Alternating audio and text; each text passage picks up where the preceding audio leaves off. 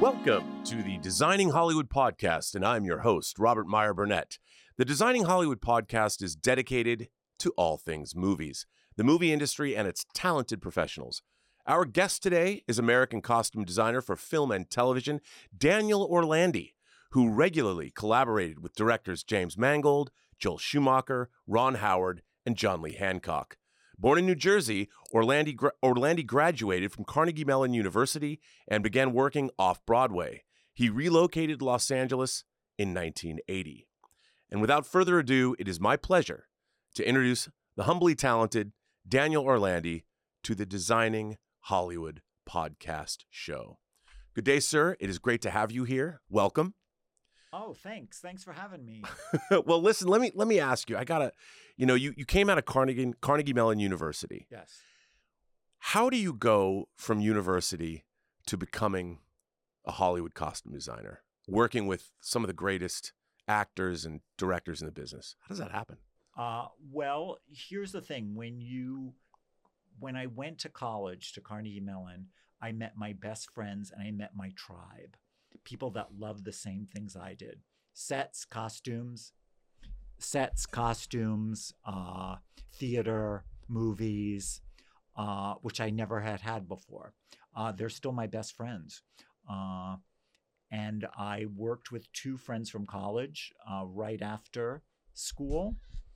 And we worked for public television. Wow. In New York, doing the lowest budget little mini series, where we did the visual effects, the props, everything. And then we said, hey, all of our friends in LA are working so much more than we are. And I was a set designer. And we moved to Los Angeles, the three of us, across the country. And we got this apartment, with no security deposit.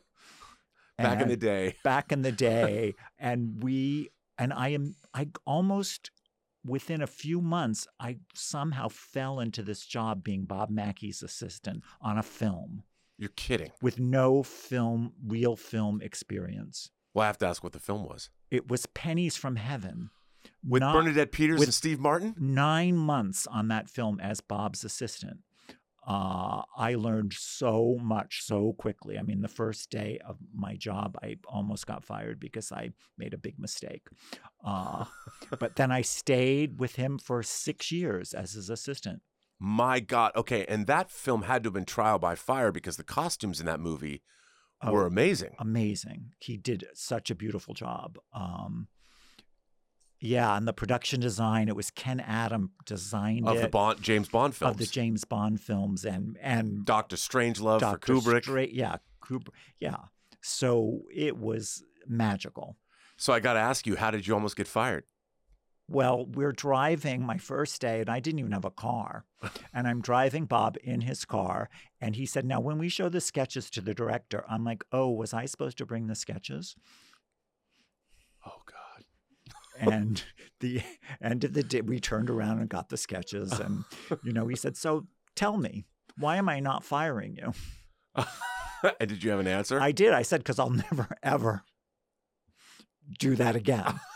And did he buy it? And then he became a really good assistant because I stayed with him, on every project he did. I mean, full time for him for 6.5 years. My God. So for those of you who don't know Bob Mackey's name, shame on you.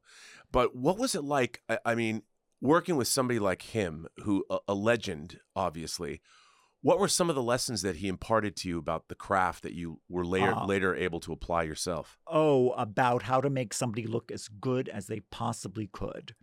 Yeah, because we would see a movie and he'd say, well, I couldn't do that movie because she looks so terrible. And she's supposed to look terrible, but it would just offend me. But were there techniques? Yeah. I learned so much about how to make a dress, how to work with an actor, how to listen to an actor, how to guide them. He was a workaholic, he and his partner, Ray Aguian, who was the first costume designer whose name I ever knew. As a kid, because he had designed some crazy Doris Day movies in the 60s. Wow. And as a little kid, I'm like, oh, yeah, that looks great. Now, when you were working with him, did you fanboy out? Did you say, listen, you were the first? Of course, guy. Yes, Ray, yes, definitely. But it was when I first moved here with my two friends, we had a refrigerator and we had put a poster on the wall, and every time we saw a celebrity, we'd write their name down. Well, like 2 weeks working at Bob Mackey's, I filled the whole thing. Wow. Because everybody came in there, from Joan Rivers to Diana Ross to Carol Burnett to, it was amazing. Well, having this kind of background, one of the things that I've always been fascinated by, I was telling you this when we first met, I've always believed that some of the most important hires on any movie are the makeup people, the hair people, and the costume designer. Because you have to have your actors feeling that when they walk out on set in front of a camera, they have to know they look good. And a costume designer is one of the most important people, because actors have to love their wardrobe. And also the character is usually defined by what an actor wears. And I'm curious, from your perspective, you have worked on period pieces, you've worked on modern thrillers, you've worked on superhero films, which are so popular now. What is your process when you get to a project, if it comes across your desk? What attracts you to a project, and how do you begin your process designing the film? Does it come out of who's cast in it? Does it come from the director? Or is it the script that inspires you? Where do you begin? Well, you always start with the script. I read the script, and I don't like to have too much of a definite idea till I know who's cast, because I want them to be involved. I was a set designer and realized how much I really like working with actors making the character, and every little detail is important. And working early in my career with Robert De Niro, he taught me how the socks are important. Really? Yeah, because in the morning, his costume would be in the room, and he'd like call me over and say, "Are these the socks we decided?" Yes. Oh, okay. Wow. Yeah, every detail. He would try on 1,000 things. And this was for Flawless. For Flawless. Well, the first time I worked with him, I co-designed a movie called The Fan. Was that Tony Scott? Tony Scott's The Fan? Yeah. Because there was the Lauren Bacall The Fan earlier before that. Yeah, people always said, "Oh, did you?" No, I didn't. So you worked for Tony Scott on The Fan, yes. And we had such a good time on that. And matter of fact, he remembered me, and Tribeca hired me to do a miniseries that he produced. Wow. So that obviously made an impression. Hence, costume designers out there, it's important to get those actors under your thumb.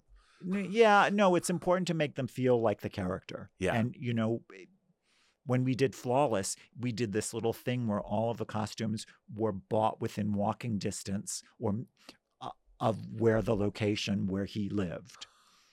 That's fantastic. So the Army Navy store, and I bought some stuff on the street from somebody, and he liked that idea. So you start with the script, but then you wait until it's cast to really to individual ideas. characters. Yeah, and I've done a lot of movies about real people, so you want to be as truthful as possible to the person that you're portraying, and making the actor feel like that person, not doing an impersonation. Right. Now, how does your costume work help an actor do that? Is it better if they know, like, well, this is the actual fabric that they used in the clothes this person wore? Do you go that deep? Yes. Sometimes, if possible, yes. And you have the pictures, and you have the internet now is so helpful in, looking up somebody. You can, find articles about somebody and pictures. And, but I don't, for the most part, you don't want it to be exact. It doesn't have to be exact because the actor is different than the character, right? But making them feel like the character. And when we did Frost Nixon, it was very interesting because Frank Langella looks nothing like Richard Nixon. Sure. But Ron Howard did a really interesting trick. We don't see Nixon, we hear him first. For like the first 5 minutes, we only hear him, and we see like newsreel footage. And then we slowly get used to his voice, and then we see him far away. And then as we get closer, and you're already settled into this is Richard Nixon. I first of all, I love Frank Langella. I got to meet him on Superman Returns, and I thought he was great. Yeah. I mean, yes, he doesn't look like he's a lot taller than Richard Nixon in real life. Yes. And there's just he has a great presence. And I thought he was actually, you have Anthony Hopkins who played Nixon in Nixon, but I thought Langella did a great job. I mean, well, and that was his Nixon was a little more malevolent. Yes. Yeah, absolutely. Now, I think that's an interesting, when you're doing real people, let's go back to something like when you work with James Mangold on Ford v Ferrari. I love that film because you were sort of bridging two worlds.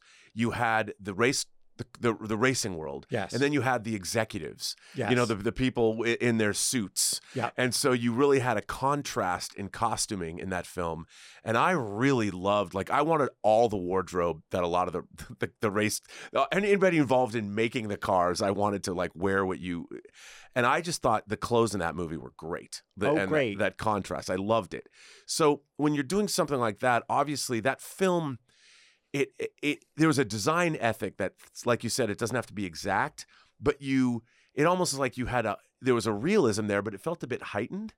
Like there was a bit of nostalgia for how we thought that time period looked when we were watching the movie.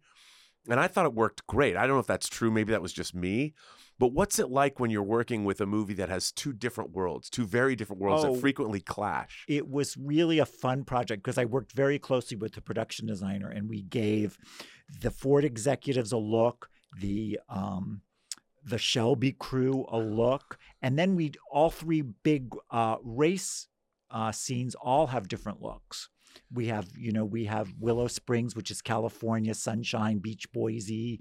And then we go to Daytona, which is a little more redneck, right, and East Coast. And then we go to Le Mans, which is northern France in the 60s, which is sort of still the 50s. Right. And it's sort of darker and browner and more conservative. And then we also had the Ferrari guys compared to the Ford guys.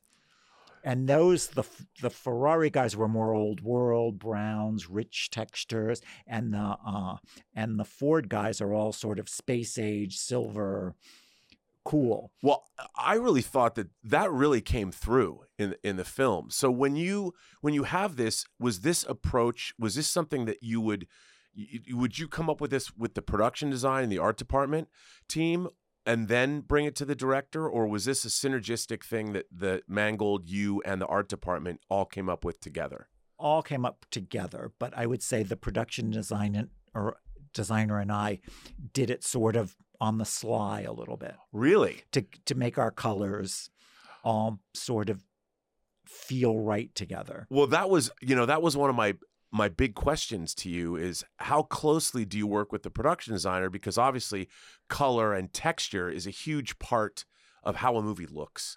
And when you have actors walking through sets and you might want to have complementary colors or colors that stand out, what is that relationship that you have with the production designer? I love working with the production designer. I'm disappointed when the production designer really doesn't want to.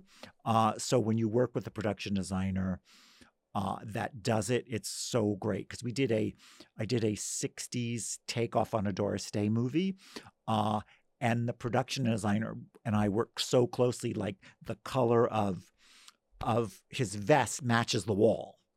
Exactly. The color of her suit is the same fabric that's on the sofa. Wow. So to give it that sort of completely realistic, unrealistic look of a Doris Day movie. And it was so much fun to do. No, I think that's essential. That would be essential. How could a production designer not want to come up with that with you? Sometimes they're just too busy and they send you the stuff, but you don't get a lot of conversation. But sometimes you do, and I really, really enjoy it because I think that's the best thing about filmmaking. It's so collaborative with the actors and the hair and makeup and the director and the production designer and the cinematographer. That's what I was going to ask you. Does the cinematographer come into play as well? Like when you're working with the production designer, do you talk to the DP before you start shooting? In terms of color? Definitely. And we do screen tests and color tests, and they look at fabrics and I'm like, no, that's going to strobe. Please don't use that. Right. And then you try not to use it. Well, I mean, I think that kind of synergy is absolutely the way you have to approach these kinds of projects. Yeah. Now, when you did something like Ford v Ferrari, and you said you did this on the sly. Well, we did it. The director was far away from us. We were out in the valley and he was over at Fox. So we would have these conversations about color, and Jim's great to work with. I got to work with him twice, and it was, two really, really great projects that he wrote. Now, with that project in particular, you're talking about sourcing fabrics, and you're talking about finding different styles, literally all over the world, different eras. How do you go about finding? Are you making everything from scratch? No. We made our leads clothes, and we had to make all of the racing uniforms, and we had to make different kinds. We had to make ones that were for the actors. We had to make ones that looked just like the real ones, but then for the stunt drivers, they had to be Nomex, and because they didn't have that fireproof fabric back then. Right. The joke was race car drivers don't retire. Oh. Yeah. And we met a man who actually owns the Beverly Hills Rolls-Royce repair on Santa Monica Boulevard. And he was 17 and worked for Shelby and went to Le Mans. And he had one of the shirts, which he wouldn't let us keep or hold on to, but we went there and photographed it and measured the embroidery. And his wife, and I said, don't you have any of the jackets? And his wife looked at me and said, no, he was a young guy and he gave them to all the girls he dated. Well, you've also worked a lot with the same directors, yes. Which is a testament to you. Obviously, your talent is recognized and people want to bring you back. What are the relationships that you have with the directors that you work with in terms of, so when you're brought on a project, do you sit down and talk with the director first and sort of, you said the script is where it all begins. Yes. But then when you work with the director, do you have preliminary conversations with them about? Oh, yes, absolutely. How does that go? Like, do they ever sketch things for you? No, but you discuss it with the production designer. We'll have like a meeting. When I worked with John Lee Hancock, I worked with the same production designer and almost always the same cinematographer. And we'll have the meeting and, sit at lunch and just talk about what the director's thinking. Right.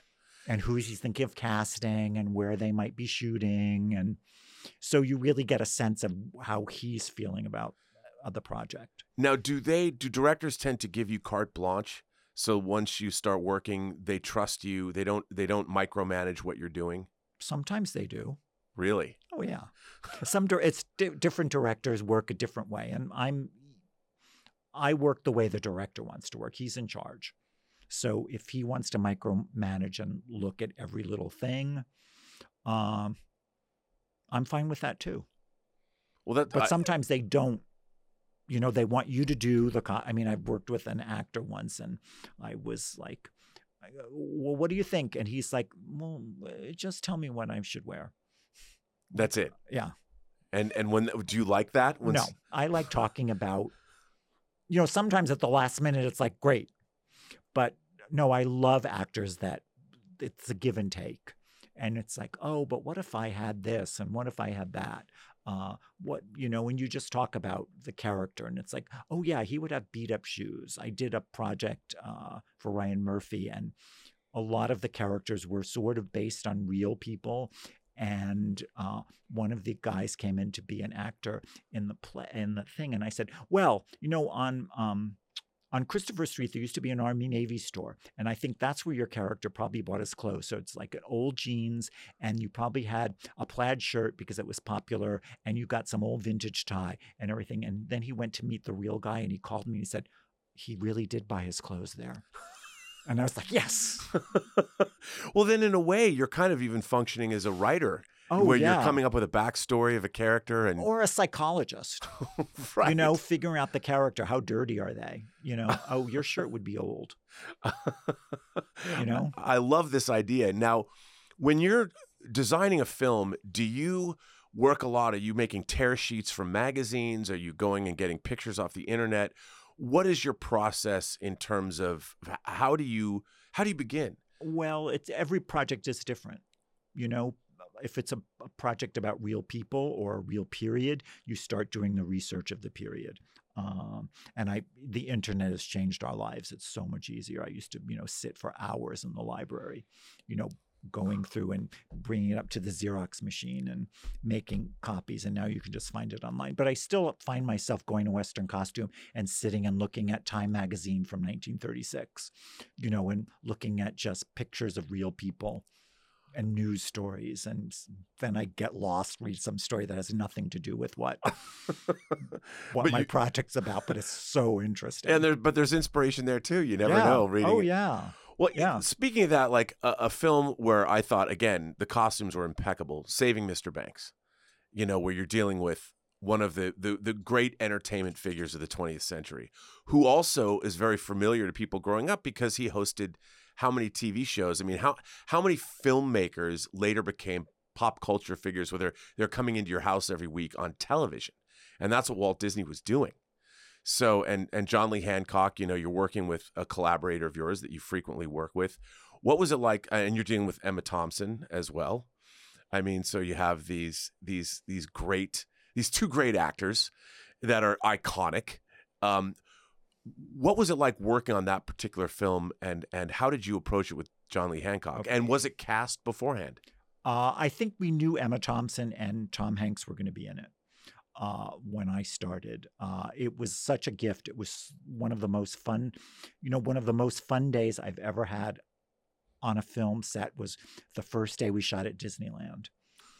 And we had 800, maybe 1,000 extras, and we had fit them all, but a lot of the crew members' families came to be extras. So their kids were there, and it was to see the contrast of the way we dressed people in 1961 going to Disneyland, ties, and the kids are dressed up with little hats, and nobody's walking around with a soda or a hot dog.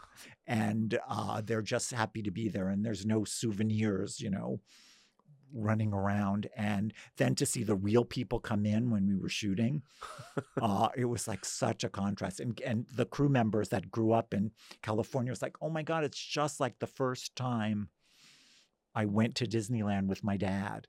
And but it was problematic. We had to make all the walk around characters from the 60s because apparently they don't exist or they were not willing to share them with us. The Disneyland people and the Disney film people don't really like each other. Really? No. Well, I can only imagine. I mean, they wouldn't close the park for you. No. They leave the park open. Disneyland closed for the second time for the pandemic. Yeah. The first time they closed was when John F. Kennedy died. And the next time they closed was the pandemic. So 1963, 2020. Yeah. Never a closed day since. Never a closed day. Now, again, you're dealing with an iconic figure in Walt Disney who his clothing was, I mean, so many examples of what he wore. And he really was everyone. I mean, maybe not so much now because he left us in 1966. Yeah. But at the time, he was one of the most famous people in the world. So how do you as a costume designer, how do you bring your magic to a character that, do you have any creative Well, it was interesting because all we see him is in a suit. We don't see him at home. We don't see him. The only thing we gave him was he had a house at Smoke Tree Ranch in Palm Springs, and we gave him the Smoke Tree Ranch crest on his tie, which he did wear. And it's funny because even the Disney archives are like, can we look at a suit? And they're like, we don't have a suit. When he died, his wife gave everything to the Salvation Army, like people did back then. Sure. They didn't think that it needed to be in a museum. No academy, the Motion Picture Academy has no suits from Walt Disney. No. So then where do you begin? Well, we look at pictures and we made him, a 1960s, a conservative suit.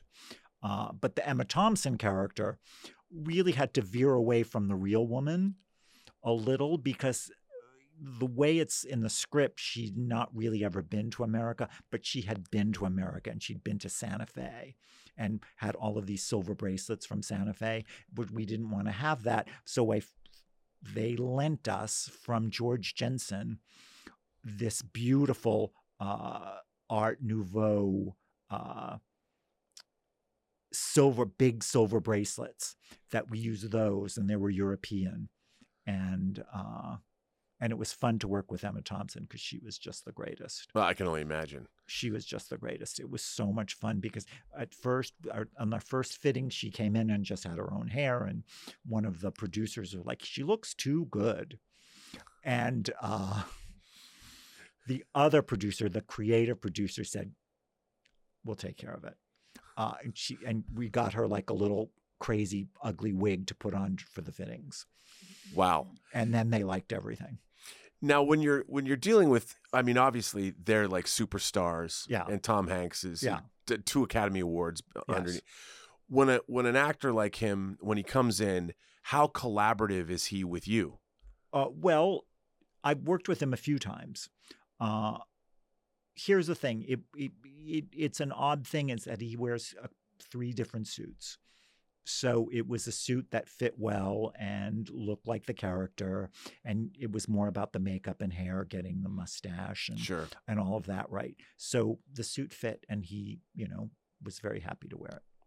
Because Colin Farrell's also in the movie, and he's one of my favorite people I've ever worked with.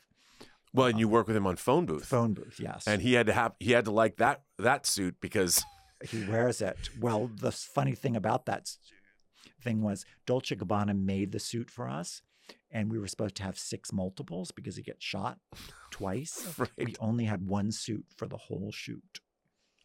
Thank God we shot it. They'll be here tomorrow. Oh, they'll be here tomorrow. Oh, they'll be here tomorrow.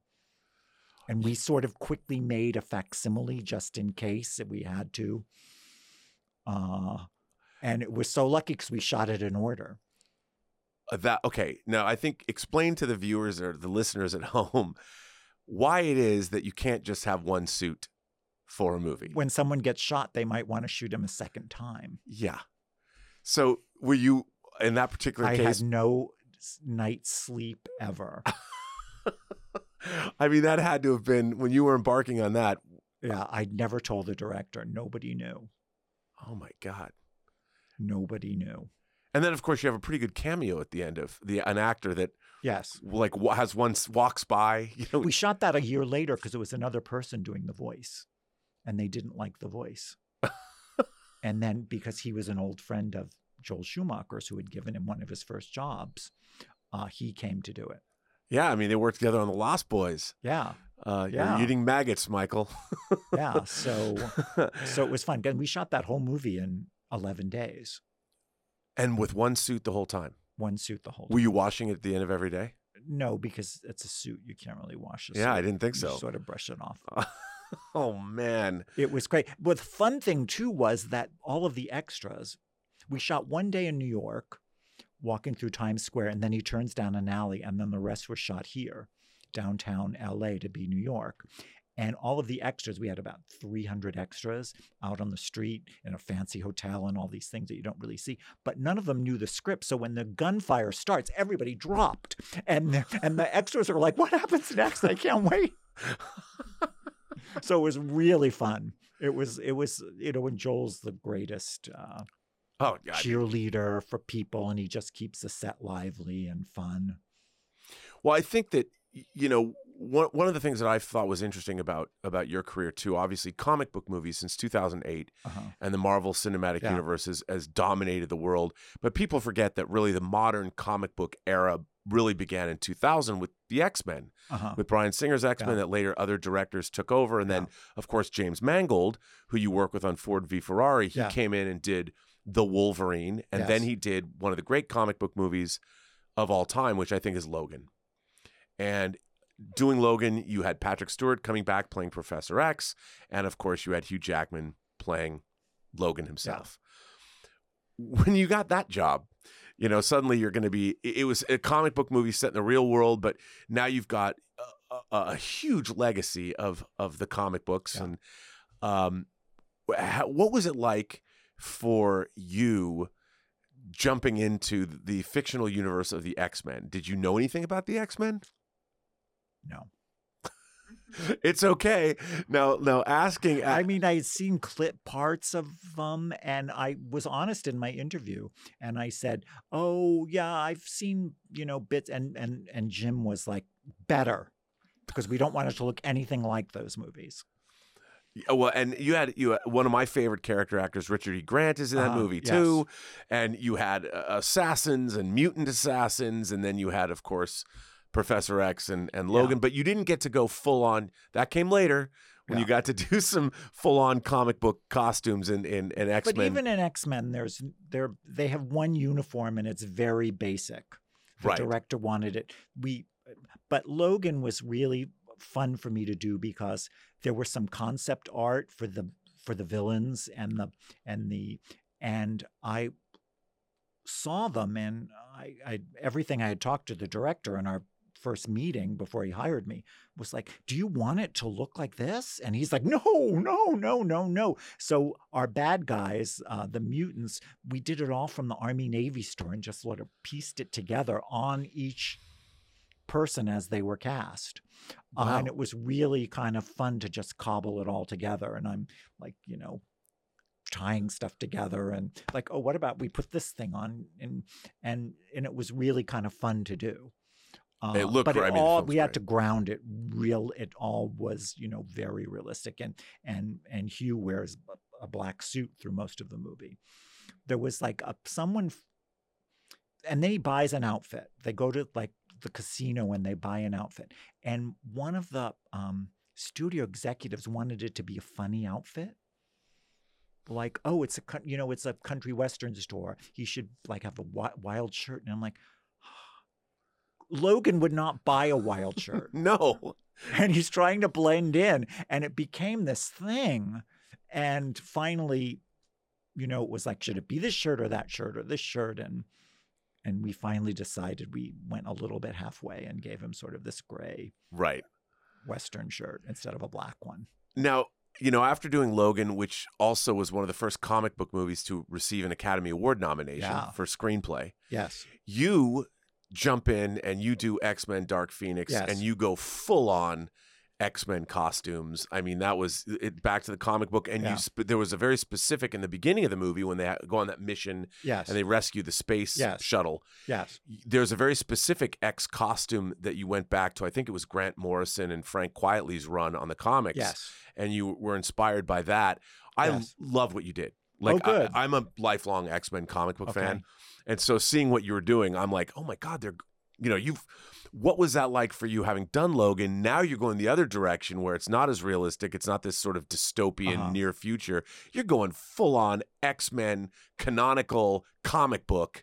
What was it like for you to go the other way? Well, it's all really grounded. Our director wanted everything really plain. Really, really plain. There was a whole part of the script that never got filmed that I was so excited about. And we had about 50 designs for the Hellfire Club in the 90s. I was so excited to do. We had bought all the fabric, waiting for the casting, and then it got cut out. How could they have cut out the Hellfire Club? I think it was a Disney thing, and I don't know. I don't know. It could have had to do with the New Mutants. Yeah. And I was very disappointed. I'm disappointed now hearing this. Sorry. I love the Hellfire Club. Yeah, I was so excited. We had clothes that were going to change color, but doing that, I mean, there was still a lot of the classic. It's very basic, and when they're not in that uniform, and everybody has the same uniform, there's no difference. They're basically in jeans and t-shirts. Did you get a choice? Because there's so many different eras of X-Men costumes, and that was a very specific era of X-Men costumes that was specific to a certain writer-artist team. When you were looking back into the X-Men history, were you given a choice? Did you present different ideas? Yeah, we presented different ideas because originally he wanted it even plainer than that.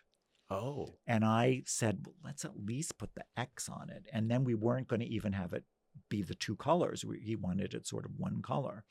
And then finally, I had these sketches done, and we did the color, and we did like so many variations of a dark blue with a dark gold, and we went on the bolder.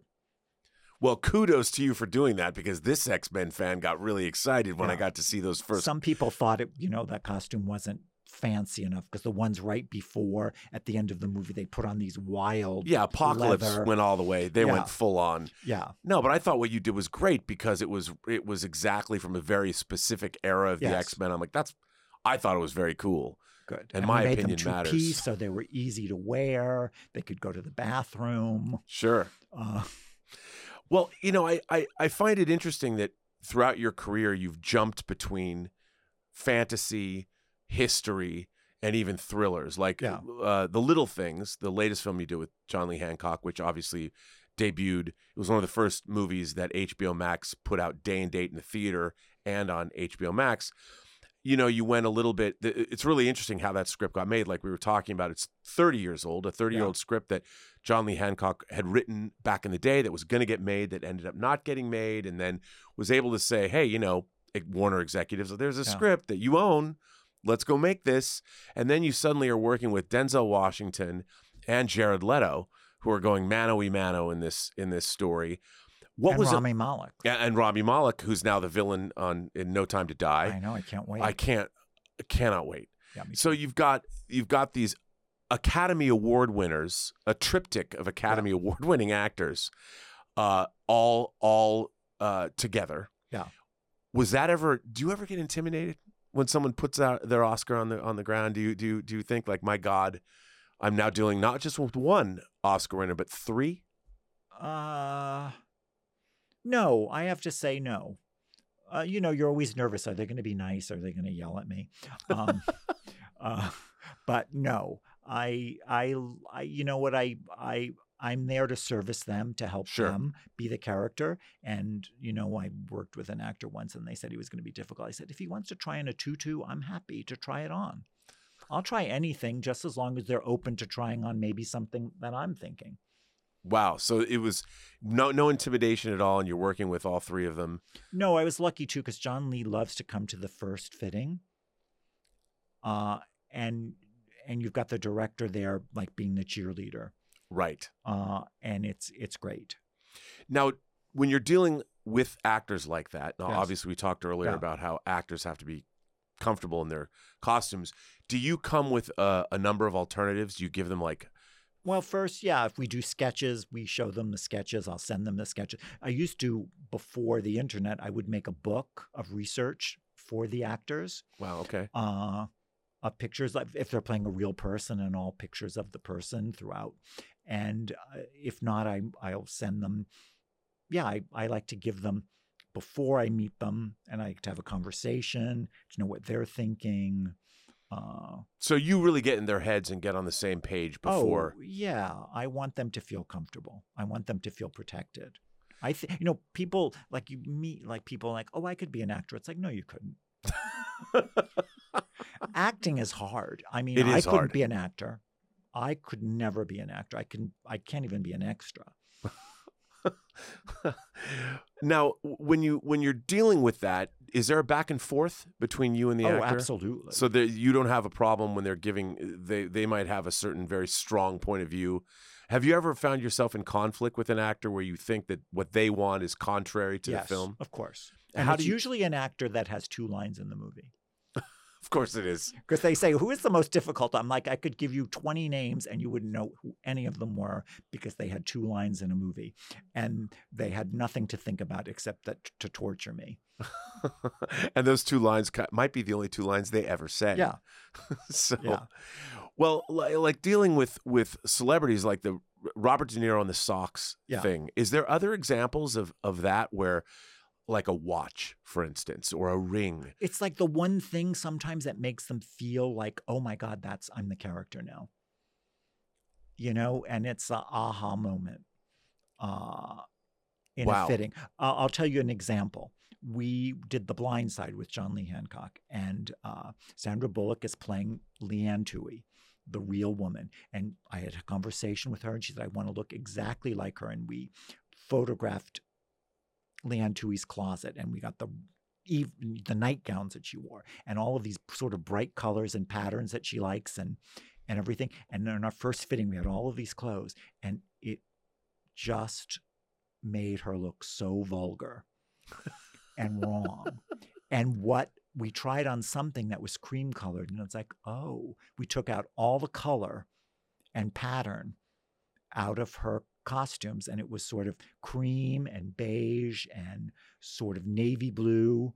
And then all of a sudden the character really worked, and the clothes could be a little too tight and a little too short, and she still, and it worked rather. And it was like the aha moment. It's like, no color. So it doesn't necessarily have to be exactly what the person wore. It doesn't, but she captured the essence of Leanne Tui. Now, when that's going on and you're noticing this, did Sandra Bullock understand that as well? She noticed it right away. She was putting it on. It's like, I just feel ridiculous. Right. And I'm like, you look ridiculous. But I didn't say it out loud. Now, but were you able, I'm curious from a design standpoint, could you tell right away when she was putting on the first fitting? That first fitting, we tried some stuff on. Yeah, that doesn't look good. That doesn't feel right. That doesn't feel right. And then we tried on this cream colored outfit, and it's like, oh yeah. Is there a frustration? Do you ever get frustrated? Like, do you always know immediately that it doesn't work? No. Sometimes you think about it, and you'll do a first fitting and then reevaluate and come back in. I think we can do better. Wow. Okay.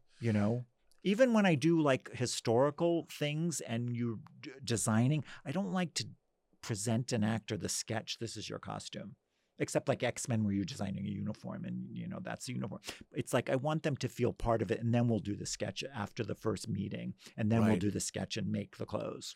Now, do you sometimes ever do something exploratory where you don't have maybe necessarily a fixed point of view, where an actor comes in, you're like, here's an array of things I want to try? Yeah. I like an array of things. Matter of fact, even in Ford versus Ferrari, Matt Damon playing Shelby, the director was like, I want it to be a bit more outrageous, his clothes. And we tried it on, and it was like, no. And we pulled it back. And after the first day of shooting, Jim was like, oh, no, he doesn't need any of that. He doesn't need the big Western belt buckle. He does not need that. Right. Now, do you know that already? And you just have to let the director. Matt Damon knew. Oh, okay.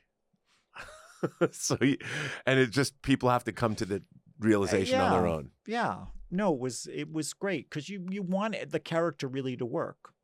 And Matt Damon's one of my most favorite actors that I admired so much before working with him, because I always think he disappears into his roles. And I was really excited to work with him. So when that happens, when you have a synergy, or you have you work with an actor that suddenly is like, oh my God, he's just like I wanted him to be, or she's just like I wanted her to be. How does that make your job easier as a costume designer when you have somebody who's really open to you and things like that? I'm open to them. Okay. So it doesn't matter to me. You know what I mean? It's nice when you're on the same page right away and you feel really comfortable, like Emma Thompson, in Saving Mr. Banks. But I want them to I feel very protective of an actor, and I want them to completely feel like the character. I think that's probably, the crux of what you do. Yeah. And I have to ask you, because one of the things we want to talk about is hopefully inspire people who want to get into the profession. What are some things that you could impart, some of your wisdom of this business, for people that are aspiring designers or stylists? What are some of the things that people should really know about working in this business? I think a good education for everybody working in any facet of the business, so you can talk intelligently about things, and maybe not even the movie. You know what I mean? Should just have a good conversation with people. I think you, as a costume designer, if you want to do period films, you should have a nice background in historical costume and how to sketch and how to draw, how to, and then also when you're starting out, I was always the person who said, yes, I'll do it. Because I worked as an assistant a lot for Bob for 6.5 years, and then I assisted a bunch of other designers. And I would always do whatever they didn't want to do it. Oh, I'll do it. And I could, and I appreciate when I have some young people coming in and you say, oh, we need to do this. And they'll like, oh, I'll do it. I'm Right. like, I admire that person that will just jump in, because I've, worked with young people and like, oh no, I don't do that. And I'm like, oh, get her. I feel the same way. All right, I'll do it. I can't impart to people enough that that's how you learn. On a set, especially as low budget filmmaker, when you're first starting out, you do everything because you never know what you're going to learn. I'll tell you, my first job in show business, one summer, I was supposed to be a set designer at the Summer Stock Theater, and they didn't open. So I was out of a job like right before the summer break. And a friend of mine was working in New York at this costume house. He said, oh, I'll see if they have anything. Come in. So I went in and met them. They said, the only job we have opened is truck driver. Can you drive a truck? And I said, yes. But I had no idea how to drive a truck. And my dad, the weekend, borrowed a truck, and we were figuring out how to drive a truck. I killed no one driving in Manhattan a truck one summer. I killed a bunch of mailboxes and... Well, I think that's a really good point to make. I mean, I can't impart what you just said is one of, I think, the most important lessons to learn in Hollywood is that you always say yes, take the job, and you figure it out. Yes. Because so often there's a lot of people doing the same thing. So don't worry about it. Take the job, jump off the cliff. Yep. And don't worry how high it is. What's the worst thing that could happen? They'll fire you. Right. Exactly. Though that's also a great lesson. Now, what are some other things, like as you're working with people, like working with a guy like Bob Mackie, who was a legend? Yes. When you start working with somebody like that, they can be intimidating, just because of who they are. And if you are aware of who they are, sometimes you get in your own way. But when you work with somebody like Bob Mackie, and a lot of people in the business will end up working with people they view to be megastars or. What are some lessons you could impart about that? Like, don't fear working, or maybe you should fear Bob Mackie. I don't know. When you start working with somebody like that, how do you approach it? Like, how do you start? You learn, and you learn to know what he wants and to anticipate what he wants. And, he was a workaholic.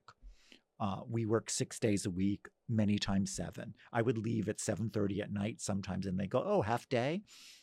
And I'd been there at 7 o'clock in the morning, because he was so busy. Right. I mean, he's talked about, he said his 30s he doesn't remember because he never had a day off. Yeah, which is something that this business can fill you up. And if you have a day off, you should be working on something else. Yeah, but I learned so much from them. And he and his partner Ray Aguiat, they could watch a movie from the 60s and name the extras.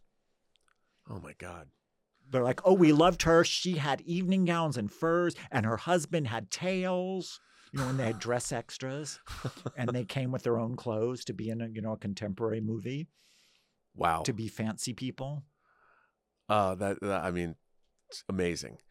So, you've done so much. Is there something that you haven't done? Is there some? Of course, I want to do a musical. What kind of musical? Any kind.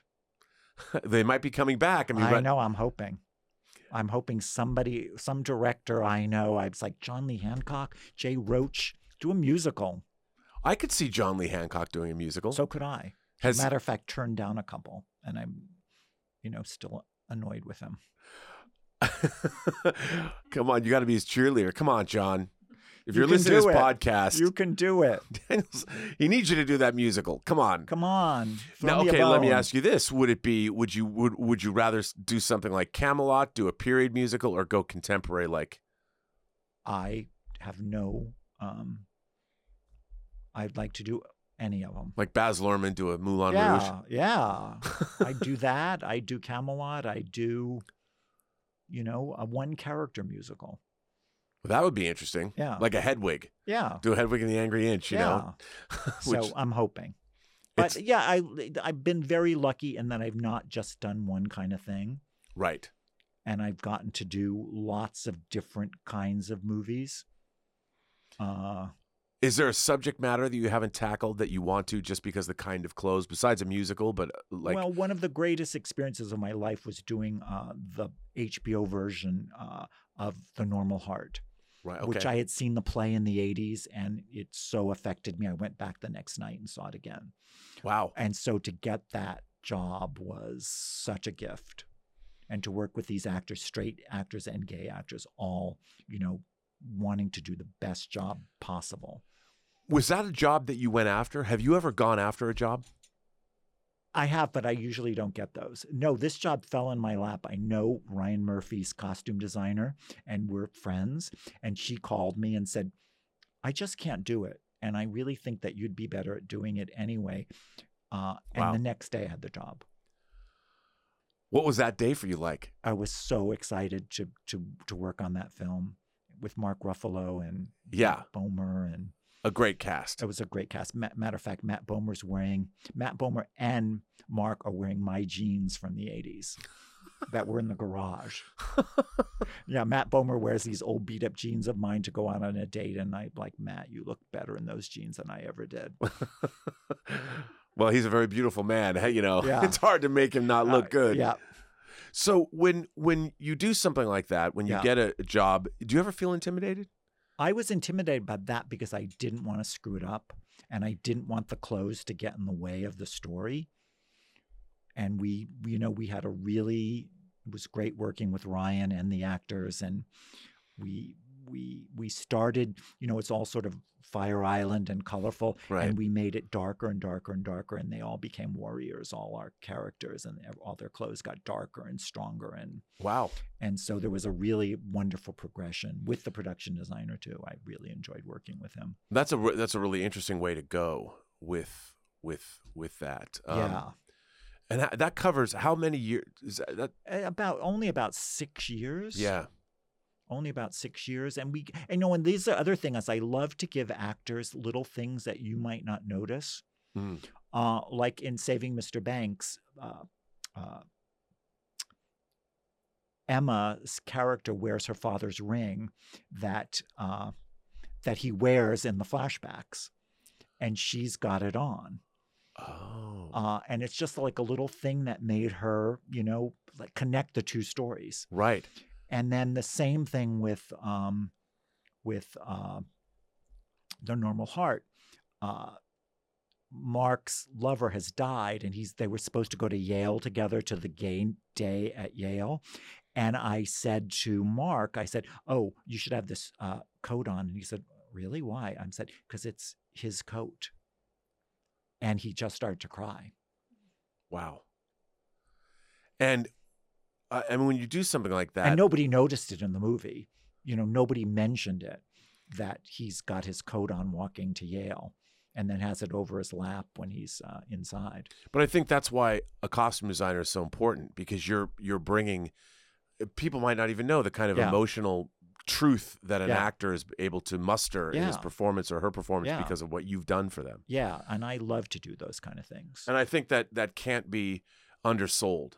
I mean, what the relationship between a costume designer and an actor, Yeah, it might not be something that anybody's aware of, but the internal emotion that comes out of it is something that you see on screen, and it might be intangible, but it came out of that relationship Yeah. the two of you guys had. yeah. I love working with actors, real actors that are invested in the character. Right. Well, because they... You're in trouble when you first conversation with an actor and they say, "Oh, in Armani, I'm, a 48." Does that happen a lot? No, but it happened once. I'm like, all right, but you're playing a lady who lives in a trailer. Well, I mean, listen, this has been a fantastic conversation. I think it's been a fantastic conversation, and I just, if there's anything you could leave us with, do you have a trick of the trade, something that you've learned over the years that you've never told anybody, but a certain little insight that has served you well? I'm kind of an open book. I'll tell anybody anything. You know, I learned early on when I first was starting, a very gifted costume designer came and gave a lecture on how to go for an interview and present your portfolio. And I have to say, I changed the way I did, and I immediately got a job. And he said one thing that was really, he said, you know, a lot of people go in and say, I'm not giving you my ideas till I'm hired. And he goes, those are ideas for this movie. So if they don't hire you, you can't use those ideas anyway. So just give them. Wow. And it's like, and that's the truth. And it's the truth. You know, go in for an interview. If you really want the job, when I went in to do Down with Love, I designed the whole movie. I brought in 30 sketches. Well, and that's an impeccably designed film. And one of the most fun times I ever had on a movie. Wow. With Renee Zellweger, who is the kindest, nicest. I mean, when she won her second Oscar last year, I was so excited for her because there's not a kinder person working. Well, Daniel Orlandi, you, sir, this was a fantastic interview. I can't thank you enough for your time, and what a fun It was my pleasure. Oh, it was my pleasure. Well, our pleasure as well. So thank you very much, sir. I know you've got 2 movies that are upcoming that you've designed. And what are those movies? A movie coming out later this year called The Guilty that Antoine Fuqua directed with Jake Gyllenhaal. And I just got back from Budapest, where I was doing the film version of the video game Borderlands, which is going to be outrageous. And that was with Eli Roth. Eli Roth. Of Hostile fame. Hostile fame. Not at all like Hostile. No. But I hope not. You're still here. Yeah, Kate Blanchett and Jamie Lee Curtis and Kevin Hart. Wow, what a cast. Yeah, really great cast and outrageous, hilarious. Well, and I hope somebody gives Daniel a musical. One day. One day. Well, thank you very much for being on the Designing Hollywood podcast. My pleasure. Thank you to the Designing Hollywood podcast team, producer and founder Martika Ibarra, and co-founder and legendary costume designer Marilyn Vance. And thank you to our sponsor, the United American Costume Company, established in 1977 by legendary costumer and costume designer Luster Bayless. Luster wanted to form a company independent from the studios that would provide quality wardrobe for affordable prices and never lose sight of the notion that we as costumers are filmmakers. Follow me, your host, Robert Meyer Burnett, on Twitter at BurnettRM, on Instagram at Robert Meyer Burnett, and on my own YouTube channel, The Burnett Work. Thank you to all of our viewers for tuning in. Until next time.